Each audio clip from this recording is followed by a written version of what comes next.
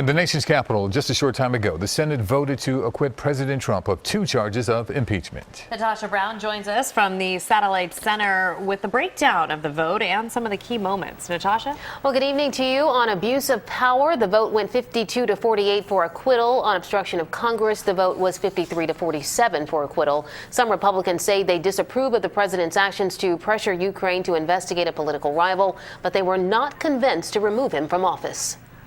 The Senate will convene as a court of impeachment. Acquittal was practically guaranteed. Article 1, abuse of power. 2/3 of senators are needed to convict. 20 Republicans would have had to break with the president, but almost all held firm. As to abuse of Congress, it is a wholesale assault on the presidency. It is abandoning every sense of fairness. One exception, Republican Senator Mitt Romney of Utah. In an emotional speech, he announced he would vote to remove the president. The president is guilty of an appalling abuse of public trust. Another closely watched vote was Senator Doug Jones of Alabama, a vulnerable Democrat seeking re-election in a red state. His decision, convict. It is simply a matter of right and wrong. Republicans say it is now up to voters to decide whether President Trump should stay or go. I hope we will look back on this vote and say this was the day the fever began to break.